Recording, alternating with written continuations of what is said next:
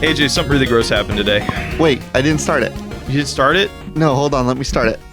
Let me rip into it. Hold on. Wait, you got to start the recording? I thought... No, I got to start the show. We haven't started the show yet, Blake. We already started. What are you talking about? No, I haven't done it. The show starts when we record, AJ. No, it hasn't started until I say the thing. Say what thing? That you can't say just one thing. Our intro is like multiple sentences, isn't it? Hello, everybody, and welcome to Spiritual Successor, a comedy video game design podcast inspired by Polygon School Games Inc. I'm your host, AJ Hart. AJ, you didn't respond to me. That's really rude of you. I'm sorry. It was very rude of me. I get into a mode sometimes where I'm like, I'm in Mr. Business mode. And Mr. Business? I'm Mr. Business. And Mr. Business lives his life like a waffle. He has to get all of the things taken care of in one little cranny before he can move on to the next one. You understand? Wait, what the fuck are you talking about? That makes no sense at all. I'm talking about living life the way Mr. Business lives life. No, you're talking about what it's like to be a waffle, and those are very different things. You see, life is like a waffle. Before you can move on to the next square in your life, you need to make sure that the square you're on has the appropriate amount of butter and syrup. And then you can move on to your next waffle. You don't just lather it on like a normal person? Well, you lather on the butter, admittedly, and then you go in with the syrup. But again, you need to make sure that each pocket has the perfect ratio of syrup before you can move on to the next one. That's how you do life. That's how Mr. Business does life. And currently, I was in Mr. Business mode, and I had to get the little waffle square of the podcast intro done before I could do the waffle square of hanging out with my good friend. But I'm here now. Mr. Business is here to play. Okay. Hello, for those who don't know, we are a comedy video game design podcast that talks about fucking waffles, I guess. We take your lovely ideas from the internet, both from Reddit, Twitter, email, and YouTube. Not official channels. Fuck you. And we turn those into the next AAA video game titles that are sometimes stolen from. AJ, I haven't heard anything on the butter. Have you seen any Butterfingers ads in Final Fantasy VII yet? No, I finished the whole last game and nobody mentioned Butterfingers. You know what they're gonna do when the game's been out forever. Everybody knows it's gonna happen. When that one lady dies, you know what they're gonna do? What? They're gonna crack open like a Butterfingers and like wave it in front of her nose. You know, like how the football players do that when they're when they've passed out, they crack open the salt. And that's like. So you're implying that when Sephiroth comes down from the top rope and absolutely fucking guts Aerith, he's then going to crack open a Butterfinger and like lean forward and over her shoulder just crunch into it, and then he's gonna look at Cloud and he's gonna be like, "Oh shit, my bad, bud." Not my. Wait, what's the phrase? It's like not my Butterfinger. What? Like, that was their. Yeah, that was it. There was like their slogan was not my. Nobody better lay a finger on my Butterfinger. So that's what Sephiroth is gonna say. Nobody knew this because it was like really low polygons back in the original, but Aerith has her hands like kind of held together like she's praying when Sephiroth comes from the top rope. She's got a actually Butterfinger opening bite. up a Butterfinger in that scene, and Sephiroth's coming down like, "Don't you dare! Don't you dare!" I thought she was just had a handful of Butterfinger bites. Remember those from movie theaters? God, I miss those. I miss those and Crunch Bites. Those things were so good. Sephiroth would never eat a Butterfinger bite. All right. AJ, you want to give us our first game? We've been talking about dumb shit for too long, and we should talk about dumb shit. No, we're talking about smart shit now. You're right. We're done talking about dumb shit. Here's the submission here from Here's a submission here from All May, All Day, No Parade, In Your Eyes, at Dust in Your Eyes. They're making it harder and harder for us every single month, and I love them. Super Mario Moonshine. Help Mario and Luigi dominate the seedy underbelly of the Mushroom Kingdom and expand their plumbing business into the Mafia Empire. Ooh, okay, so is it basically... I kind of picture this like a factory running game. You know, like Factorio or Satisfactory. Have you ever seen those games?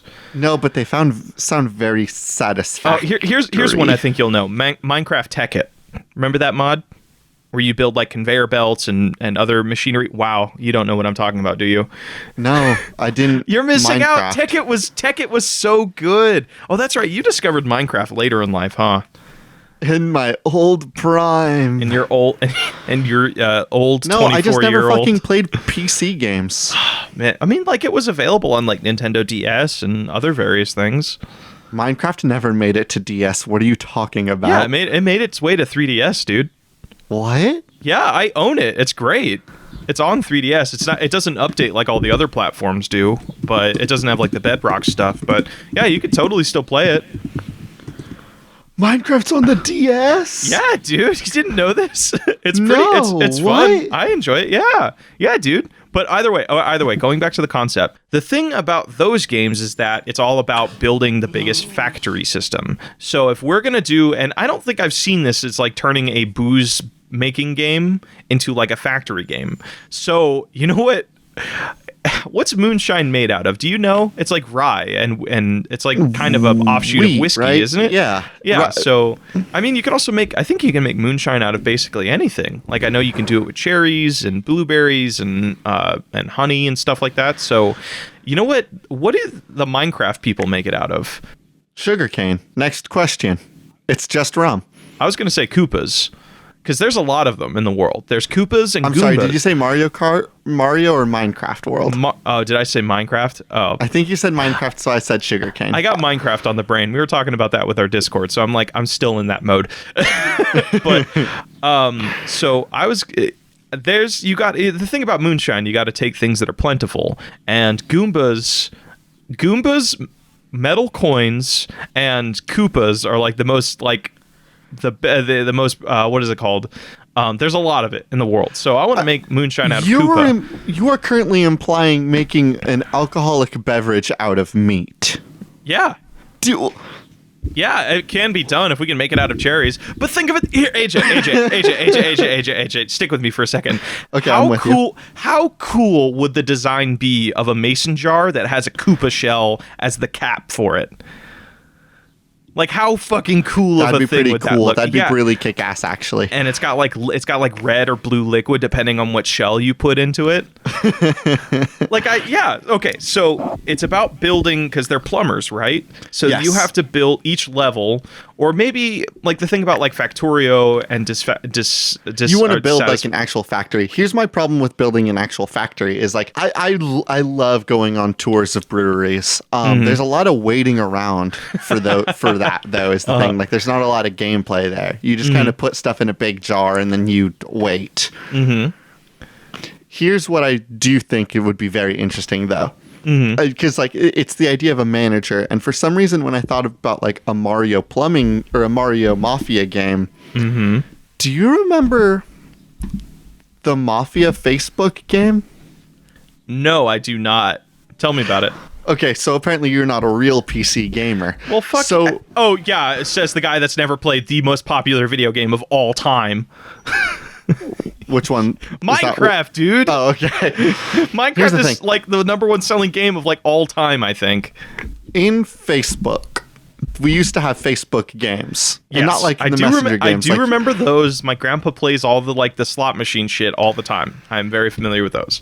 There was one that was like called Mafia, and it was just like a business manager where you were like doing mafia missions, and you would like start a mafia mission, and then you would just kind of kick around and wait until your mafia timer finished up. It was like those Assassin's Creeds. We could do that with Mario and Luigi. Like, we can bring back those like idle Facebook games with real gaming icons. I don't know, because like the thing with that is it doesn't sound fun. But it would give me an ability, because like I do have family members that still play those horrible Facebook games. And the horrible thing about that is my Grandma Kim, if Grandma Kim comes to me and talks to me and is like, hey, AJ, I was playing these cool video games on Facebook. I'm like, awesome. I can't talk to you about any of those because any of my gaming touchstones, you don't understand, Grandma Kim. So you want to build a game that Kim came up to me and said, you know, Mario and Luigi, those brothers are real mean to each other. All of a sudden, I'm like there with Grandma Kim and I'm like, yes, let's talk about Mario and Luigi's horrible brotherly dynamic. So I don't think Mario's nice enough. So you want to build a Mario game that you can connect with your grandparents on. Yes. I don't need to play it. That's something I can get behind. That's something I can get behind. Well, I mean, you got to play it because, like, we got to want the younger generation to play it. You know what I mean? Because this game needs to be successful. It's not going to... How else are we going to get our 10 sequels? You know what I'm saying? Like I want to build the next Candy Crush. If you're pitching me a Facebook game, it's got to be the next Candy Crush for everybody. Okay, that's a good point. Yeah. Might I pitch you on this one thing though, and then just kind of taking a page out of Factorio into Satisfactory or Satisfactory. It's an open world, and you have to go collect resources.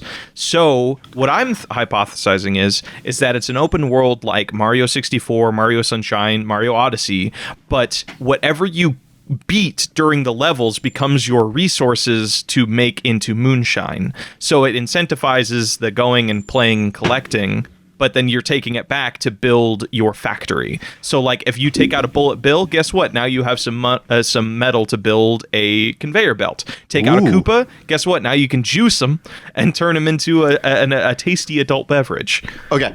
It can't be an open world because it's a Facebook game, but what it can be is an infinite side scroller, like a Mario Runner.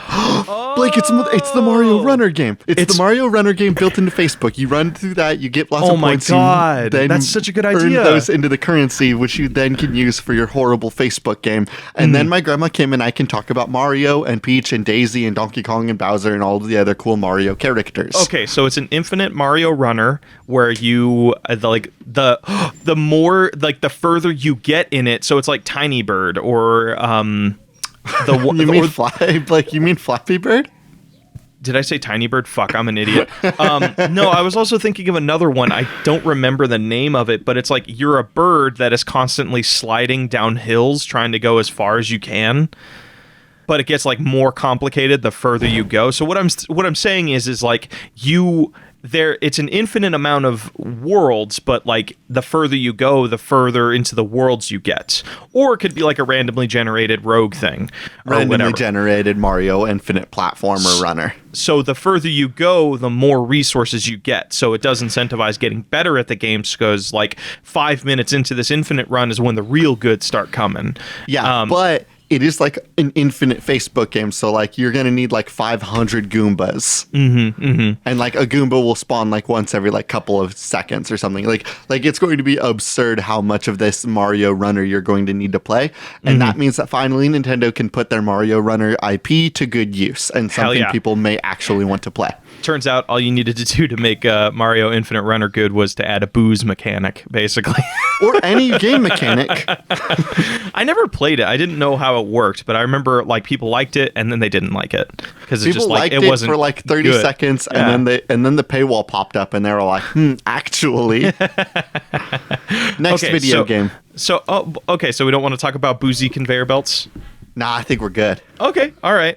AJ, it's your turn. I pitched you a game. No, I pitched that one. Did you pitch me that game? Yeah, try again, knucklehead. All right, one Thought second. you could pull a fast one on me? Thought I'd be willing to pull this whole show? Okay. Why don't you hit me with a video game, Blake? Okay, I can hit you with one. This one's actually a little bit special. We were recommended to a very special person on Twitter, and this was recommended by @iBoard, @iBoard, recommending us to Davenport.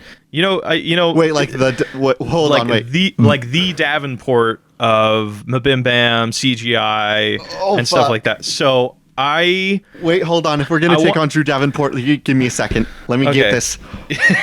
I know Davin. I know you're a big fan of Davenport. He is the back that an entire group of brothers built an entire franchise off of. This man gave them a living.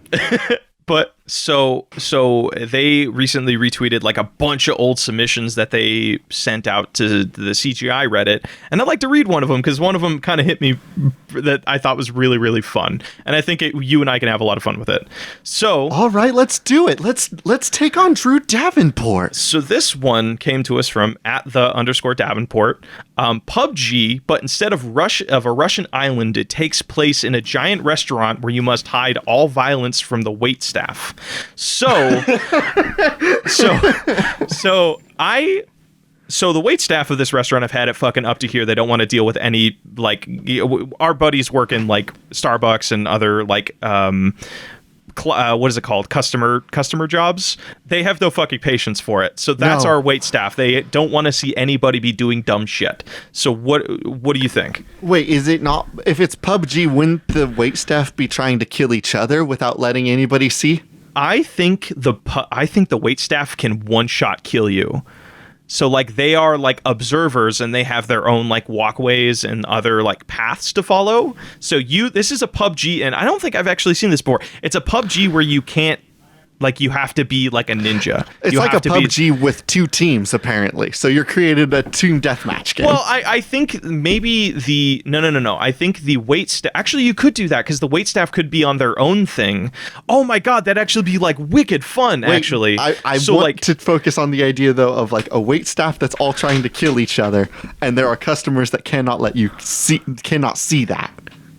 I'm trying. Well, the submission says you must hide all of the violence from the wait staff. So I'm thinking. Oh, I'm sorry. Yes, I had it flipped turned upside down. I chopped it and screwed it all the wrong ways. No, you're fine. You're fine. It's not like this is an important submission or anything. So basically, what I'm thinking is like in PUBG, it's all the violence is out there and open and everything. All of the wait staff can either be AI or it can be specific players who were nominated to do it.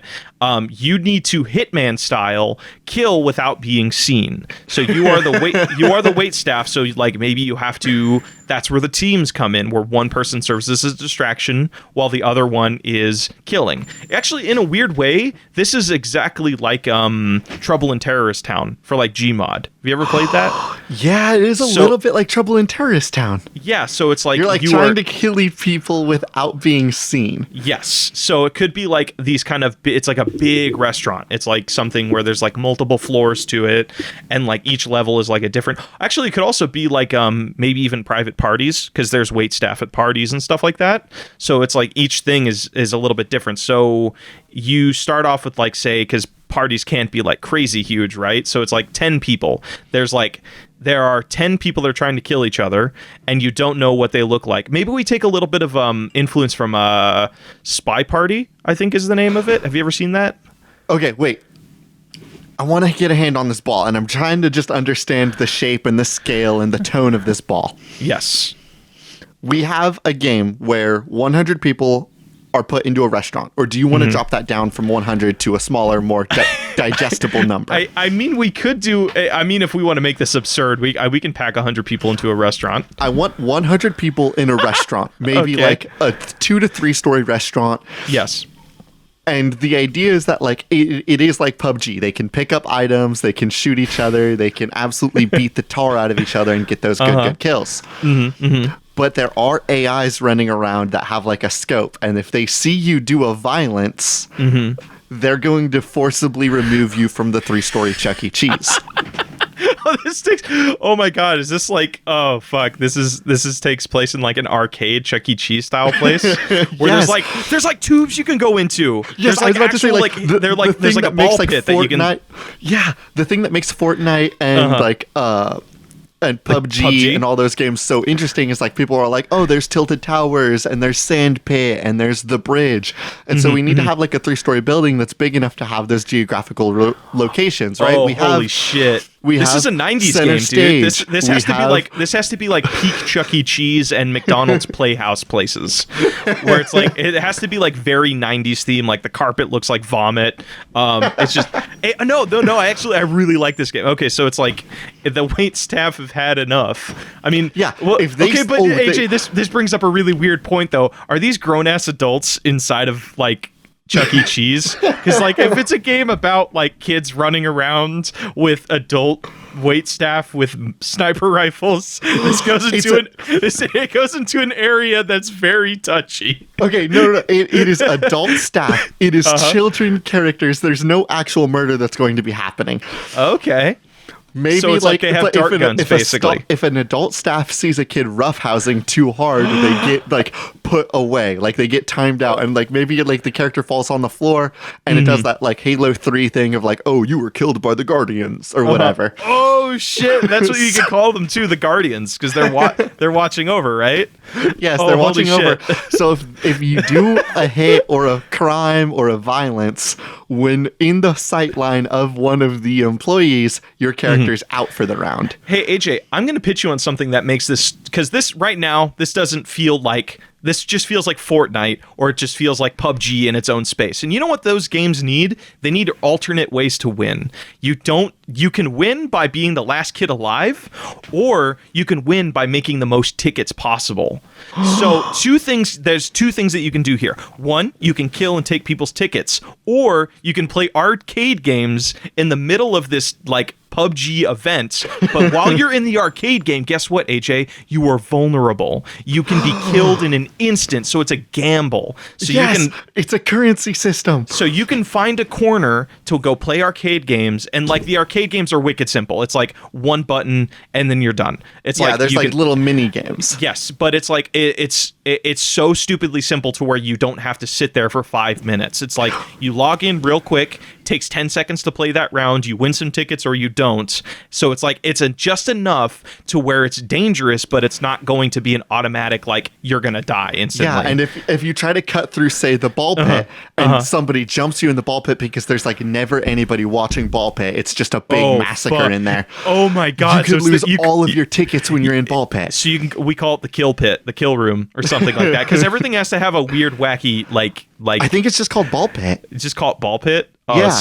Okay. Okay. There's going to be ball pit. There's going to be main stage. There's going to be what's a good AJ, halfway through the game, the animatronics get off the stage and do their own patrol.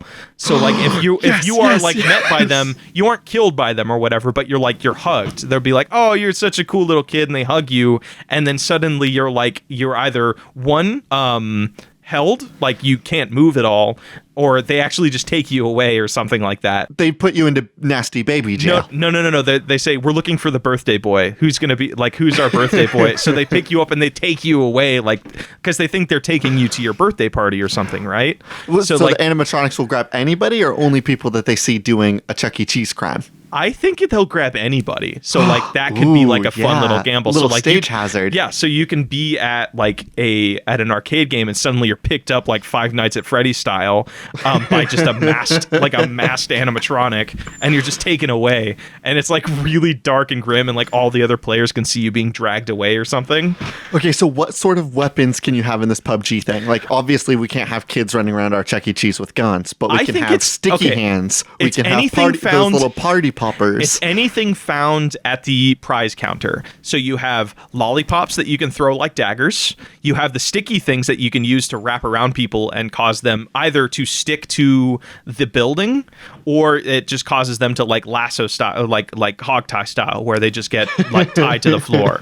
Oh, holy shit, AJ, you know, be even cooler. Oh my God, this would be so cool. So you can get the tickets, and either you can save them up and either win that way for having the most tickets, or you can actually take the gamble and save up those tickets to buy an even cooler weapon from the counter that you can then use in the match. So yes. What was like the biggest ticket item for your your Chuck E. Cheese growing up? Because for me, it was either an electric guitar that was really shitty and from Walmart, or it was a fucking go-kart. So imagine rolling up the halls on a go-kart like Mad Max style, where you just have spikes and stuff plastered to the side of it, and you're just like mowing kids down because you managed to save up enough tickets and not get killed. Okay, I don't think that there's a way to... Here's the thing. I want to scrap the secondary win mechanic thing, but here's what I will propose in alternative. Okay. It is still like last kid standing wins, but by adding in this like employee and shop system, we've created the idea that like there's an area where there's always employees, so it's kind of a safe space, because if anybody does a hit there, they're going to be put into nasty baby jail. Oh shit, so you won't get killed while you're shopping. You're never going to get killed while you're shopping, so you can always get a kill, snag some tickets, go back to the counter, upgrade your gear, go out again. But the shopkeep will shoo you away after a certain time, so people can't just stay there and not get killed. Yes. So it's like you have to buy something or leave. Like maybe the shopkeeps are kind of like the wait staff are kind of not nice. Okay. And when you leave, you are chaperoned by an adult to whatever space you want to go back to. Okay. So So like, it's not like the area around the shop is going to be like the biggest danger zone, because if I go to the shop and then I'm ready to like go back towards ball pit and that's really far away, I can be chaperoned there, and it won't be a danger to me to get back to where I want to be. So to bring back in the idea of a restaurant / wait staff, are like people, if we're just straight up ripping Chuck E. Cheese, is it going to be like people with pizza trays are walking through like the play place? Like the kitchen and the dining area are divided by the play place area, so they have to walk through the play place to get to their destination. So like, high traffic. You can be caught by some like a wait staff person carrying a pizza, and maybe those people are a little bit easier to get away from because they have to put down the pizza first, grab you, and then get it. So there's like a little bit of a delay. So like, you can be seen, but you have a chance of getting away. But there's also like Chuck E. Cheese referees that just have to walk around in general to make sure no one's breaking any rules. Yeah. There's going to be people walking around, and like sometimes people will just be stationed at different arcade games because the arcade machine is down, and so they have to repair it. AJ, I don't know if you know this, but I did go to Chuck E. Cheese as an adult. A weird thing. I actually went on a date there to get pizza. Hell yeah, the pizza rules. But they have this. We're done talking about games really quick. The pizza at Chuck E. Cheese kind of rules, doesn't slaps, it? Dude. It's so fucking good. But they added this new thing that they didn't have when I was a kid. You have to get a stamp on your hand, right? That says like, hey, this kid and this parent are matched, and they can't. Neither of them can leave unless they have their matched kid. So what I'm thinking is what happens if a kid gets splashed with some water, or like they have a throat sewn at them and their stamp washes away? Are they suddenly being targeted? Like now, instead of like a person killing another kid, a kid killing another kid, they highlight them to become more of a target. So now like, so they're like, their parents like, hey, I can't find my kid. Can you go look for them specifically for me? Yes, so it's I love this idea of like a hunter thing. Yes, like there's a status that you can inflict to people where they are being hunted, but they're not being hunted by players. They're being hunted by the NPCs. Yes, by if the kid is themselves. Sticky, the employees are going to be trying to get him like cleaned up. They're like, hey, that kid's sticky and nasty. They're causing a mess in all of the pits, and like, and maybe that can also be used as an advantage. Like maybe some of these statuses you can inflict to yourself to make it a little bit easier. So like, say you pour soda on yourself, now you're leaving a trail of sticky shit. So now other kids are getting caught in your sticky stuff. So it's like webs in Minecraft. That comes down to the gear used. If you have like a Faygo, you can sticky yourself. But if you have like a Dr. Pepper, that would be used to sticky the floor behind you. Faygo, isn't that like that weird butterscotch drink? What is a Faygo? I thought it was an orange soda. Are you saying like FEYGU? FAYGO. Faygo. Oh, I know what you're talking about. Yes. Sorry, I thought you were talking about another what did weird you drink. spell that had Fay like FEY? Don't ask me about it. No, we're definitely going to have to tear into this. What are you talking about? I typed FE-GO, thinking like, is that like a candy Faygo, or something? The high fantasy beverage. What are you talking about? Okay, whatever. Are we gonna also introduce a thing like, I think it'd be so cool if we introduced a way that you can steal supplies from some of the wait staff. So like, if you want a big pitcher of soda, wait staff has left to go. Okay, so we're gonna set up a scenario. Yes. Kid, there's an employee fixing an arcade machine. Off to the left, one kid harms another kid, gets a kill, gets like 12 tickets. But now the employees saw that one, so they're going to go terminate that child. But here's the thing: they're not going to terminate him. They're gonna ground him or like time out him. Yeah, but the machine that he was repairing, that's wide open, baby. If you're willing to risk it and sprint over there and grab some tickies out of that machine. Ooh, it's gonna be so ripe. There's gonna be so many little tickies. You could get like 40 or 50 tickies out of that one. I want to make one last thing, and then we should also discuss some other games because we'll put a pin in this after this. We'll put a pin in this. I want to create, because we have our ball pit, which is a fun little kill area because nobody can be there. Yeah, but there's I never an employee in the ball pit. In something like the Hunger Games, at the beginning of it, there's that area that has all of the weapons, all of the supplies, all of these things, and this could potentially even be our starting starting area for the game. It's the, you know, like in Chuck E. Cheese, it has the dining area where it's the long benches where there's pizza and soda. Yeah, right in front of the stage. Yeah, there's all sorts of goodies there. They're going to find so much of the like mid to high tier gear right there in center stage. That's the starting point. So you can either pick up something and leave, or you can just leave and go take your chances. But you can also come one of the starting stages, much like PUBG. I think that you can load in anywhere. Okay. So you can either go there and like get supplies mid-game, but you know it's a high-risk situation because that's where other people are going to be. It's like going to the military compounds in PUBG. You know there's going to be good weapons, good armor, and other shit that you can grab, but like there will most likely be more people there. So then it could become its own battle. And then, of course, there's the staff coming to deliver pizzas, so you know it's like you can get caught very easily, and all this other crazy shit. But it doesn't take any tickies, so it is like a nice early spot to go. Yes. What I also love about this is like the natural escalation of the game, right? Like, like you mentioned, by late game, people are going to be getting like electric guitars and go-karts. Hell yeah, dude. Oh my God. Can it get to a point where you can actually kill the waitstaff, like knock them out? Like you get like that giant, like that inflatable hammer or something, and you just like, you bonk them, and then they just go down. Okay. Let's put a pin in this. AJ. Yeah. Do you have another submission for me? Yeah, I got another one for you. Hell yeah. Give it. Gimme. This comes from Alleycat on Twitter, @MillenniumHooHa. That's a good name. I love their username.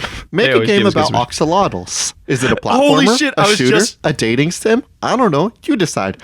I want to talk really quick about how axolotls give me an existential dread. Wait, what? But they're so cute. They have like little feathers on their head. They're amazing. They're so adorable to look at. Here's the thing. There's a lot to love about axolotls. Are you about to hate on axolotls? I think they have gills and lungs or something crazy like that.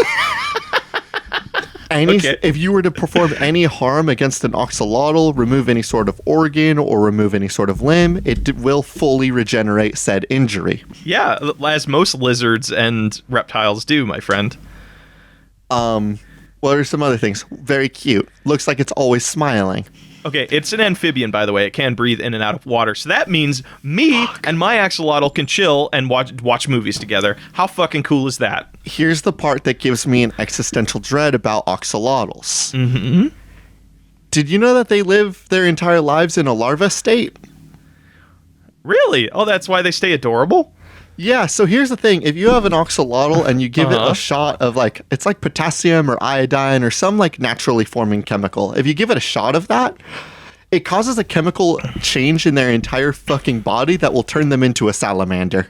Hey, guess what? That just means they evolved, AJ. Yes, they evolved. Here's the thing. Are you afraid of change? Are you afraid of your cool little reptile friend? I bet you were the kind of guy that never let his Charmander evolve. You fuck. I'm afraid of the idea that means, hey, Blake, an axolotl doesn't know that they live their entire life in a larva state. An axolotl lives life as like, oh, me? I'm an axolotl. This is just the way I am. What if we're like that? What if I'm just like a normal human being, but if somebody were to give me a shot of something that we don't normally have, all of a sudden I'm going to like grow wings, have a beak, and shoot a laser out of my eye. Holy shit, so you're saying we can achieve a higher form. I'm saying that axolotl's mere existence implies the idea that we could have a higher form, and that terrifies me. Actually, hold on though. Have you ever seen a fucking salamander? They're boring as shit when you compare them to an axolotl. So by using your logic, if I'm given a shot, I could become something of a lower form, to be honest. I could suddenly, guess what? Suddenly, AJ, I can't grow a beard anymore, and that's not a life I want to live. It's like that episode of Invader Zim where the kids got like shot with some like sausage virus, and then they started turning into hot dogs over the course of the episode. Oh God, I remember this. God. I hate this. So if we're given iodine, this very well-known drug, if humans are given that, guess what we turn into, AJ? We could turn into the Weenie Boys from Invader Zim. See, you know what's so fucked up about Invader Zim, though? I've blocked out most of that show because, like, it scarred me. Like, there were some other shows that were pretty scarring, but, like, their message was sweet enough to to where it never bothered me. Like, Courage the Cowardly Dog had some incredibly gross and weird imagery in it, but like it always ended with happiness or a lesson or something like that. Invader Zim was just fucking madness. It was just, we're gonna turn him into hot dogs and nobody's gonna learn a fucking lesson. He's gonna wear a suit made of other kids' organs and he's gonna pretend to be a human. There's nothing to learn there. He wore a seat of meat that he got from a fast food chain. He filled his entire body with organs. Get that right. So back to our axolotl video game. Yeah, what I'm implying is the idea of like what this game is maybe like randomly generated. Like you don't know what the level's going to be when you sign up. There's going to be all sorts of like, maybe there's platforming levels, maybe there's shooting levels, maybe there's puzzle levels. But at the very beginning, you need to like decide what skills do I need my axolotl to have. So it's a rogue. It's a rogue game. Maybe not a roguelike. Maybe it's more Metroidvania. Maybe it's like a Metroidvania platformer, and you need to go and get different chemicals so that you can juice your axolotl into different horrifying ways. So how about so that this? You can unlock other areas. I kind of like. I feel like axolotls are a little bit mysterious. You don't quite know what they are. Are they a dragon? Are they a reptile? Are they some underwater fairy? They're like beautiful creatures. What do they feel like, Blake? Yeah, I'm imagining they feel like frogs. But here's the thing. What's a frog feel like? How about we take frogs? They're like bony and they're kind of like slippery. They're fun to touch. Do axolotls have bones? You're right. There's a lot of mysteries attached to those little dudes, huh? So here's the thing. So the game just like fades up and you're just an axolotl in like a room of just whatever. And it just says in text evolve. And then you have to feel out what this game is. It doesn't give you any tutorials, but it's really easy to pick up. You like go into the next room. It's either a shooter, a racer, some trivia game, whatever. And it's just like you find out over the course of the game that your axolotl can evolve and become better and more well suited to face these challenges. And the end of the game is them finally becoming their ultimate form that isn't a boring ass salamander. Yeah, they grow wings and a beak, and they also become a salamander, and they get to keep both their gills and their lungs.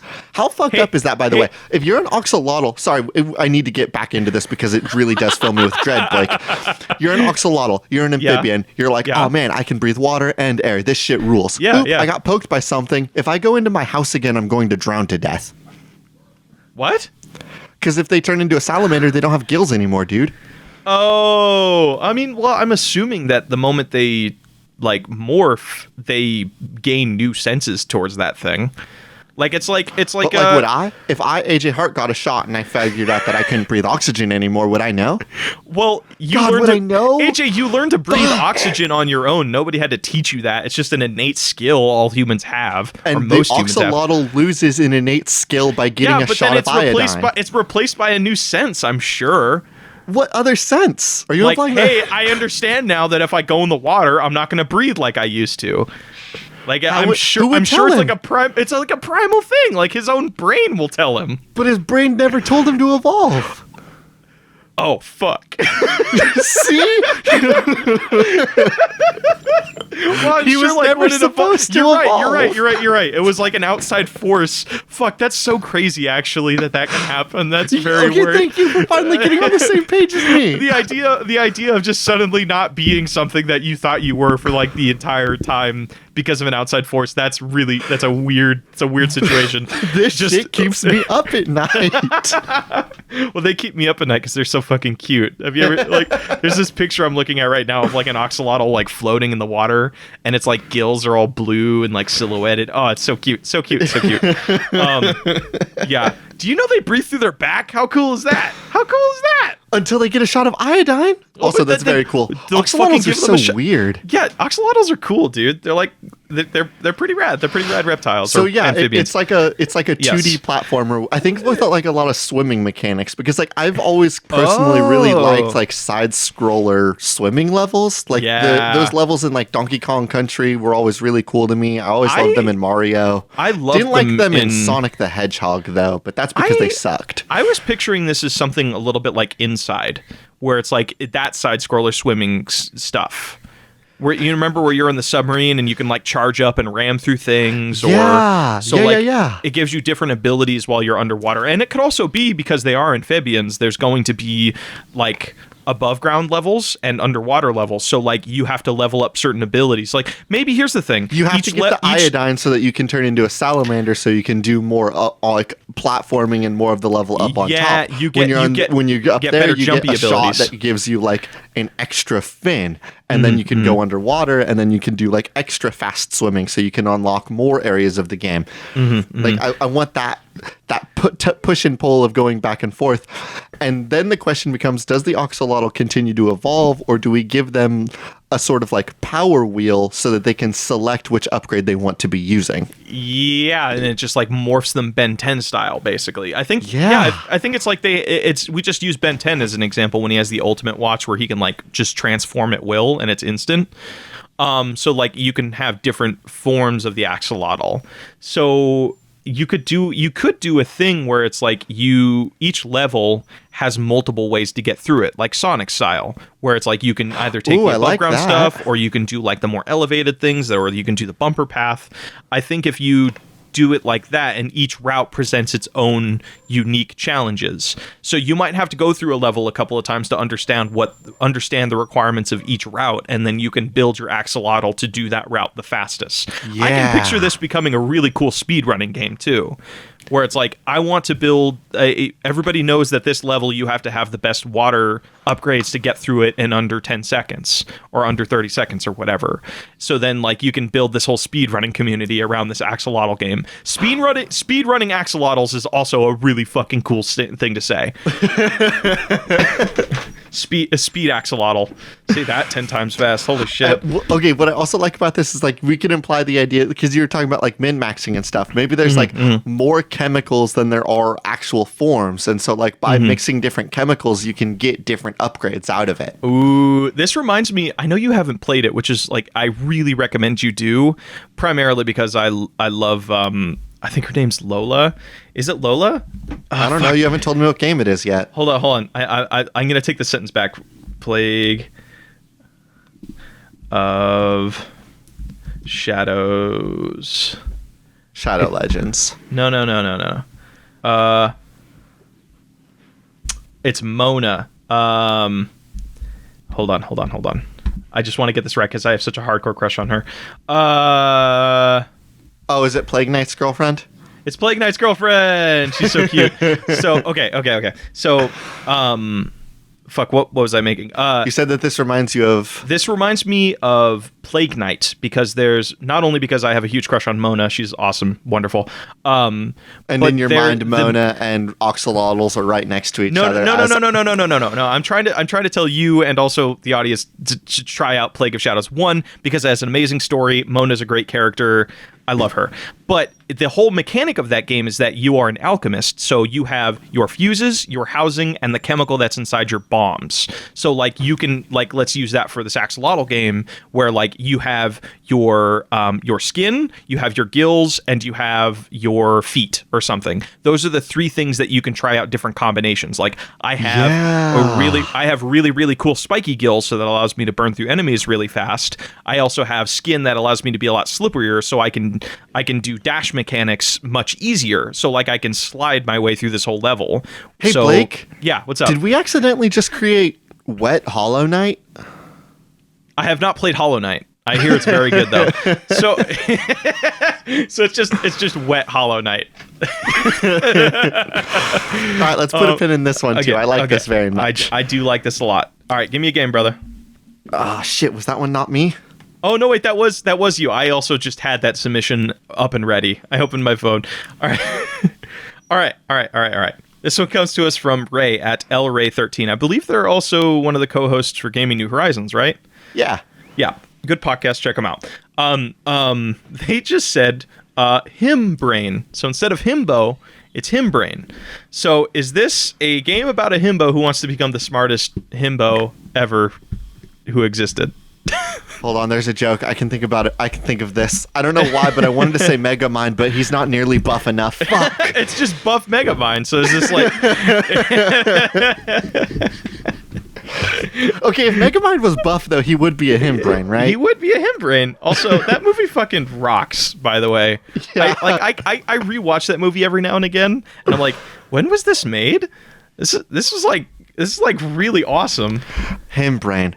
Himbrain. Do you have a game here, or did you just want to say the words himbrain? Like I said, I wanted to just say himbrain. But then I have a full-on submission for you. Fuck yeah, I'm so glad we have a platform so we can just say things that people tell us to say. Nice. Hey, it's a good joke. I like himbrain. Primarily because we opened last week's episode with an argument on what justifies a himbo. And here's the thing. You don't have to be buff to be a himbo. Tough. You just have to be strong. You just have to be a strong boy, and then you're a himbo. Well, you also have to be dumb. You can't be smart. Yeah, you can't be smart. You have to be really dumb. Next fair. Submission. This one comes to us from Dystopian Prince at Dystopian Prince on Twitter. Another dating sim, but in this one, you're a sought-after healer. The hero you romance changes the party you support.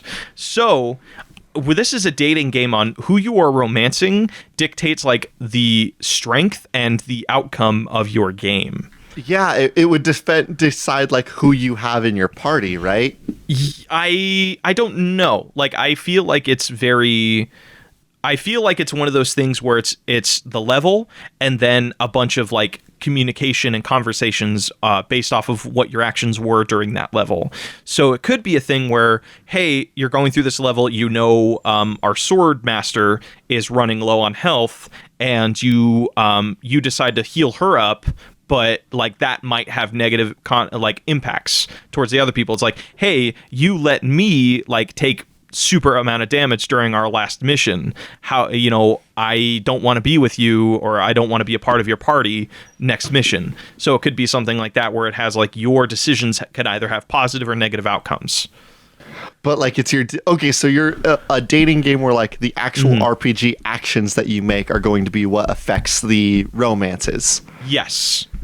So it could be like kind of reverse where it's like your conversations don't have much of an impact. It's who you are. So it's like when I'm playing Overwatch and I have to choose between you or another friend that we're playing with, and I choose to heal somebody else. You die because of it, or you go down because of it. You and I are going to have some words, right? Yeah. So if you're playing it through the game and you're playing as Mercy and you heal Moira way more than you heal Genji, Moira's going to be way more interested in talking to you afterwards than Genji is. So in this dating game, you would only be able to do those romance conversations if you did well enough as a support through the game. I think that's kind of cool. That's kind of really cool. I'm really interested in the idea of like an RPG where you specifically play as the support. You know what I mean? Like I feel like in a lot of RPGs, don't get many of those.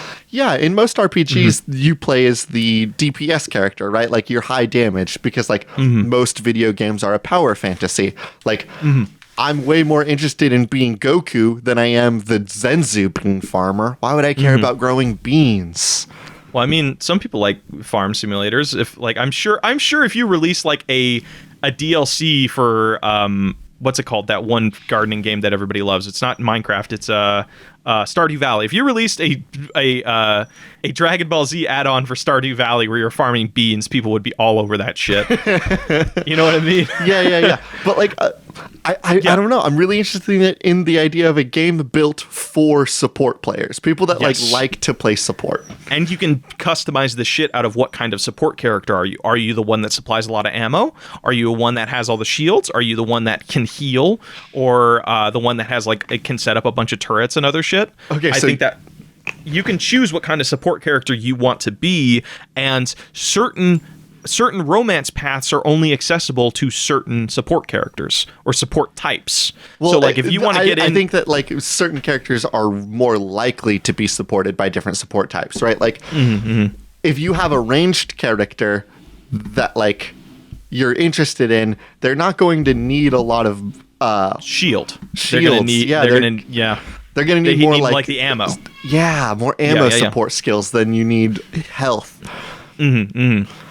You know, if you're... Okay, yeah. No, I totally get you. And then that would be like, that would better your chances. Or like, maybe you can also do a thing where it's the complete opposite. So it could be like the range character, you would automatically think, oh, they need the ammo. But what it turns out is they're trying to find a good shield person. Because like maybe they find that they...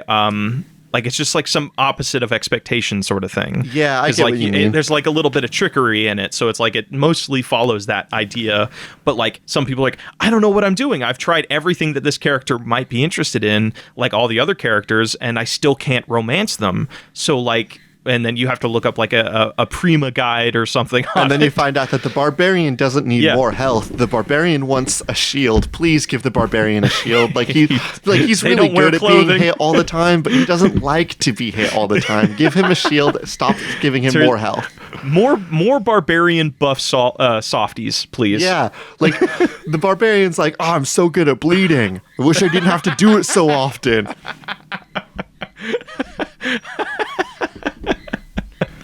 Sweet. I love it. All right, you got some lightning round stuff, and then we got to decide on our... I think we're ready to go to our nug. Really? Oh, yeah, because we still got to figure out our boss fight and name and stuff. So there's still some work that needs to be done with whatever our nug is. Okay. So let's go to our... for those that are new to the podcast, we need to decide our nug. We have... Oh, shit. I was doing it out of order. Pretty big out of order there.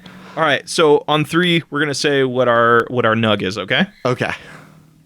3, 2, 1. PUBG Chuck E. Cheese. Okay. All right, cool. So we're on the same page here. Yes, our nug is absolutely a PUBG, like, Battle Royale, Chuck E. Cheese thing. Like, again, I think that, like, the thing that makes me so interested in this is, like, the idea of, like, a PUBG game where there's an outside force within, like, these NPCs. And, like, the idea that when you're doing your harm, it has to be calculated. Like, the idea of a PUBG where you see somebody and you don't immediately go, I need to do a hurt on them. Like, you see somebody and then you're immediately, like, looking left, looking right. Can I do a hurt? I love the idea. I actually, now that I think about it, Fortnite does do a little bit of it, where it's like they have the vending machines where you can spend materials on guns and shit. But the idea of saving up and like saving up the tickets and having those mini games to play to get more tickets is just like you can really, it becomes like kind of a weird stealth game. It's like, like you have to go on a guide and be like, most people don't go to this corner.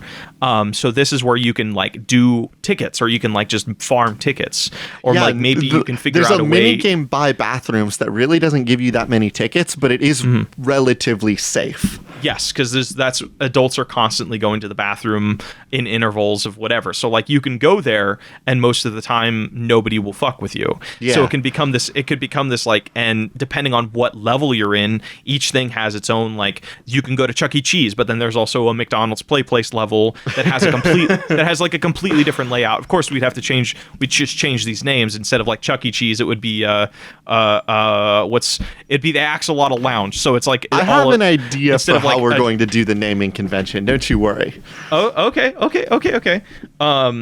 But like it would be its own like brand of pizza joint, or a fast food place from the 90s that has like a play place. So each layout has its own like hazards. It has its own type of staff that do their own, that they do their hunting in their own specific way. So I love that. One thing I do want to decide, I do want to talk about, what is the message you get when you win? Oh man, what is the message? Because winner, chicken dinner. I don't know what Fortnite does. I think it just says like number 1, congrats, you're 12 years old. I was gonna say pizza party. So like you can have pizza party's good. Yeah, so like when you win, it's like it's just your character in whatever outfit you chose, like cheering a big freaking pitcher of soda. We're in like a big entertainment like Chuck E. Cheese place, right? Yeah. Like, what's the one reason you ever go to a Chuck E. Cheese other than the one time you went on a date there? To watch them play music videos from the early 90s. Yes, that's that's what Chuck E. Cheese does, by the way. I went there like 2 years ago. They were just playing early 90s music videos. Like I don't know why. They just were. Because what better place to listen to Paramore than at a Chuck E. Cheese? Paramore was like 2000s, wasn't it? I don't remember, dog. Time is fake. I was going to say that the only reason why you go there is for birthdays, and I think that like when you get a number 1, maybe it just says happy birthday. Oh shit! And it's just your character like in front of a birthday cake that says number 1 on it. Yes. And like it's them like Thor style, just holding up a big pitcher of soda. Hell yeah! Or just like them dumping it on themselves or something. Like you can choose your winning animations, right? So of course there will be winning animations. So like one of them is like you having like both your hands are like lifting up like chunks of cake that you clawed from your number 1 cake. Another one is pouring a pitcher of stuff on you. Another one is you taking a selfie with all the animatronics or something. Yeah, and don't get it twisted. Like there's going to be so much cosmetic options. You're going to be able to customize your kid. You're going to be able to customize your animations, like your taunts and stuff. I have to emphasize that it has to be like 90s style stuff. Because if it's just like they have those shirts that look like bowling alley carpet. They have like the really like the Ray-Bans and shades and just like pizza, like just pizza for days. You can wear your shirts backwards like crisscross. Wait, what? Is that a thing that happened? Yeah, that was a 90s fashion for a little bit. You don't know about crisscross? Crisscross going to make you jump. No, I didn't know that. That's so wild. That's all right. Some of us were hip at the ripe old age of 4, and some of us were Blake. Sure, I don't know. I don't know how I was when I was 5 years old, okay?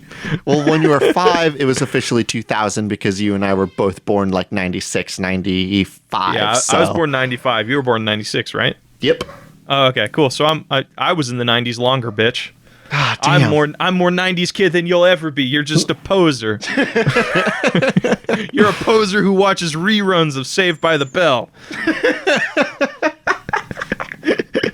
All right, let's go ahead and snag a boss fight or two from our Patreon Discord. Okay, and I think that these boss fights are most likely going to be like different types of employees that you can see walking around the Chuck E. Cheese. I was thinking the different kinds of animatronics to give us more of like, because the animatronics can be much weirder than the staff, right? They could be sometimes, but sometimes you get a really weird Chuck E. Cheese waiter that's like way too excited about being at Chuck E. Cheese. At least like when you're a little kid, you think that they're way too excited about Chuck E. Cheese. Once you're an adult and you look at them, you're like, no, this is just like...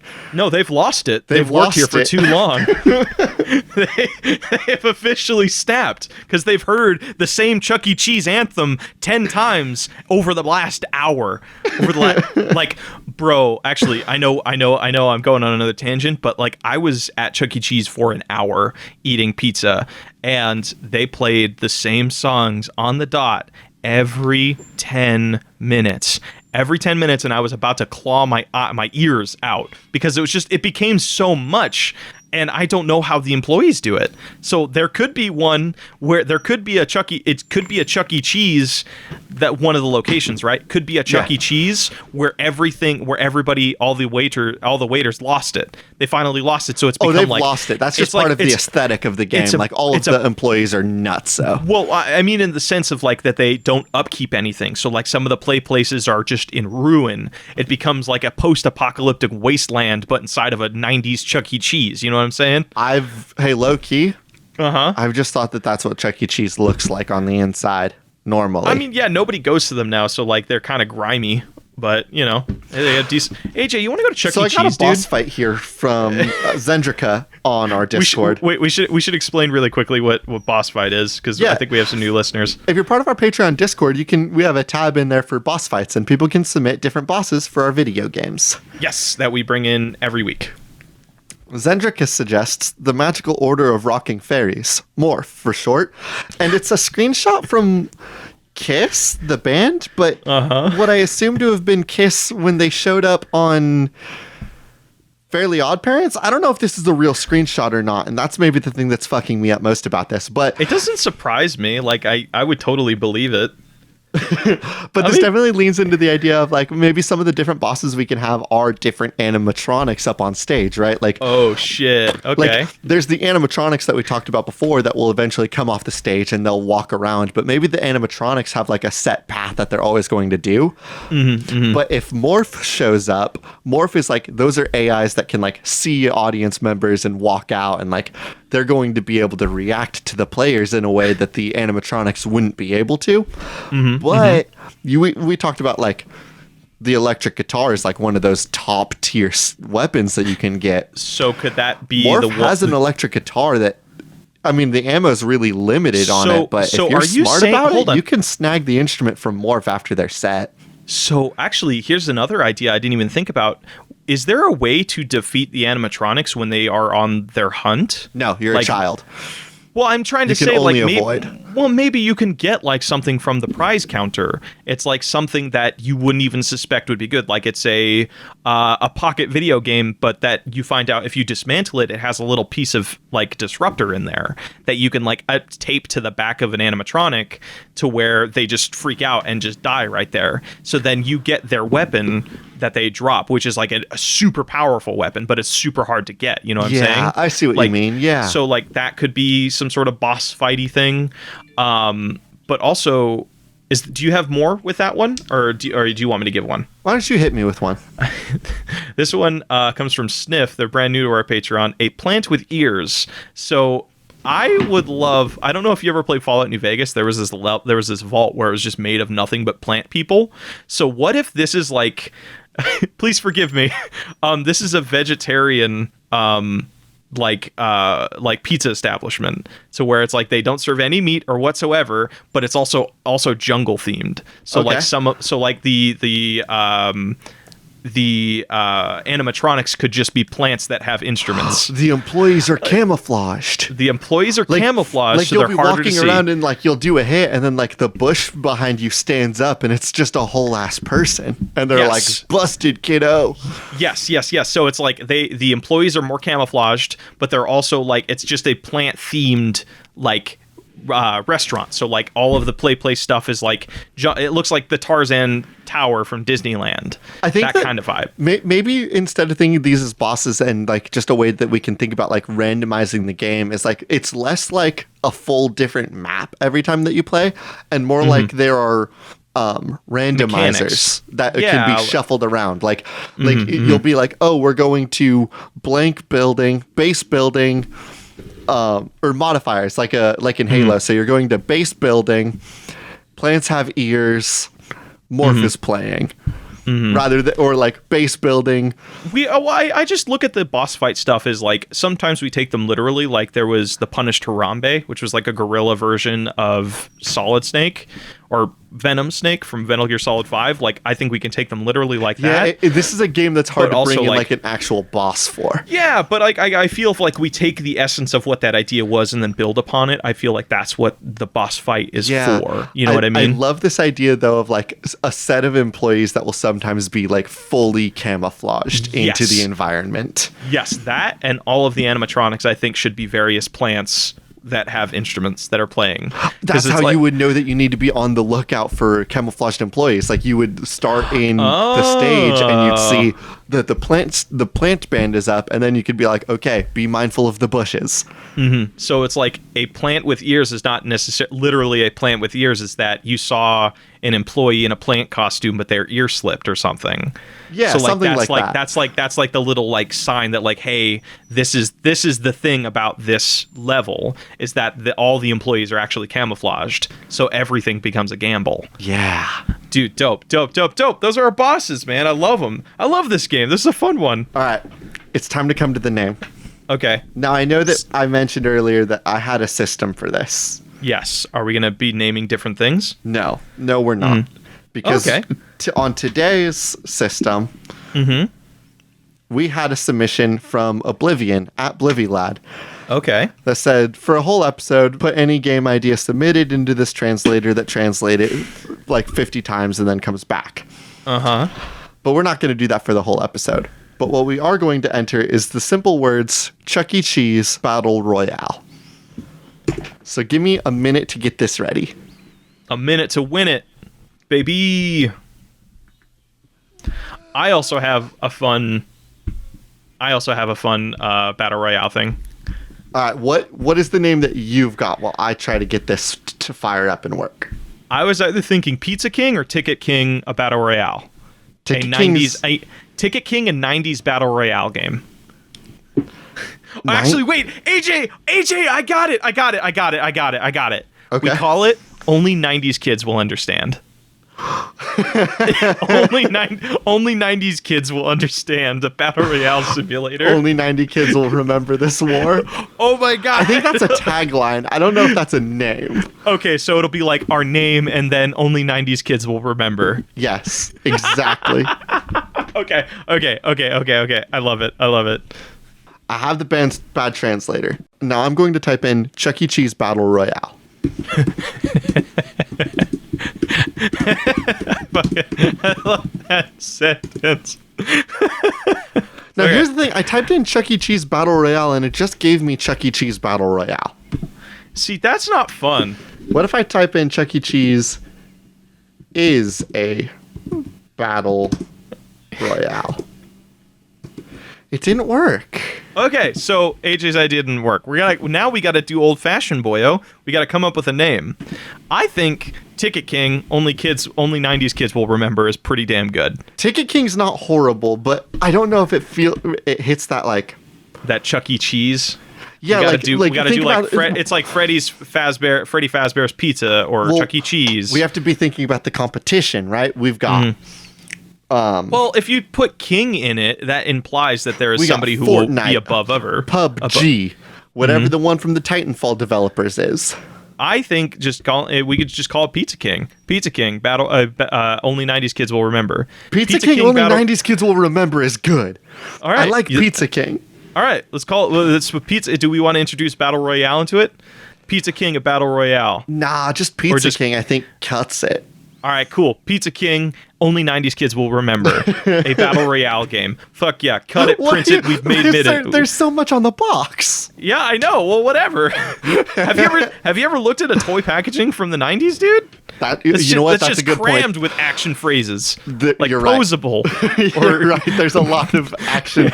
There's a lot of taglines on 90s merch. Dude, oh man, I'm so excited to do the art for this one. Like I had fun with freaking our old art for Metal Gear Solid, the bowling one, because you know like how movies they have that letterbox where it's the black edges on like the top and bottom of the frame. Yes, I just turned that into bowling alley carpet, and I want to do something similar for this one. Yes, hell yeah, yes. Pizza King, hell yeah, awesome. All right, actually, real quick, thank you, Davenport.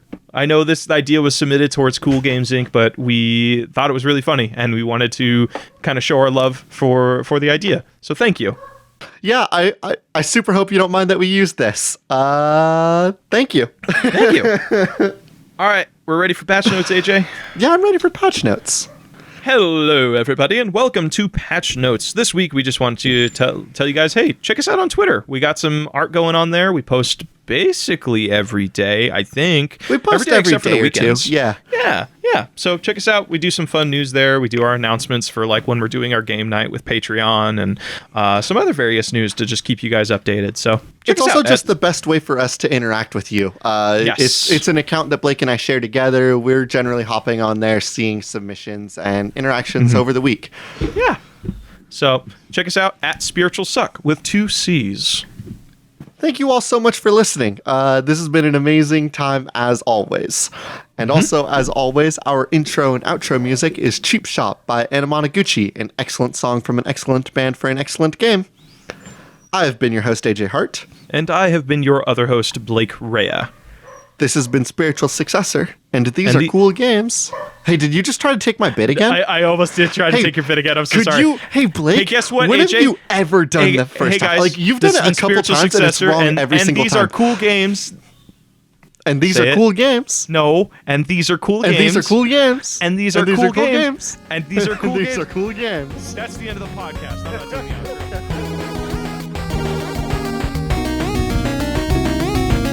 That should not be made. Hey, bye everybody.